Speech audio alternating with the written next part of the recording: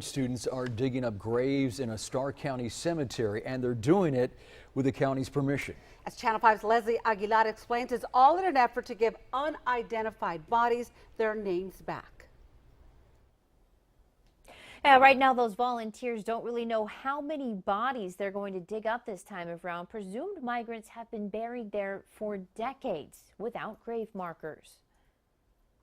This kind of grave marker is rare in the Rio Grande City Cemetery. Most John and Jane Does are usually buried unmarked here.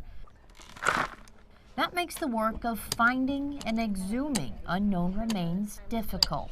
We really have no idea how many people we'll find. Professor Kate Spradley is leading the all-volunteer effort to ID unknown remains buried all over South Texas. Students from Texas State and the University of Indianapolis are doing the digging. They've already recovered 226 sets of human remains, but in Brooks County.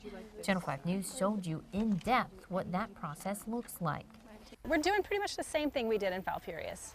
It's just harder because there's no markers here. So we have to rely on people to tell us where they think unidentified remains were buried based on their memory.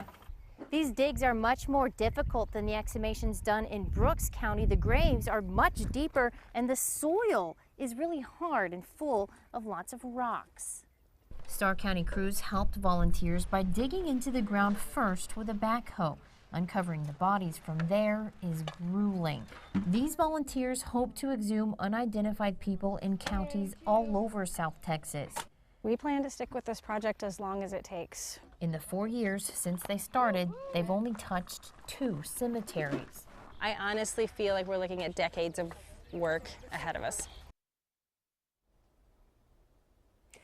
Those volunteers expect to be in Rio Grande City for about a week. They don't think that they'll be able to dig up all of the unidentified remains during that time. They say they'll keep on coming back until they get them all. Reporting live in our Hidalgo County newsroom, Leslie Aguilar, Channel 5 News at 6. And as Leslie just mentioned, those volunteers have dug up 226 sets of human remains. Those bodies were all buried at the Sacred Heart Cemetery in Falfurrias. Of the 226, 150 have been sent off for DNA analysis. Of that 150, 26 people have been identified. All of them were migrants from Central America and Mexico. The remains will be handed over to loved ones.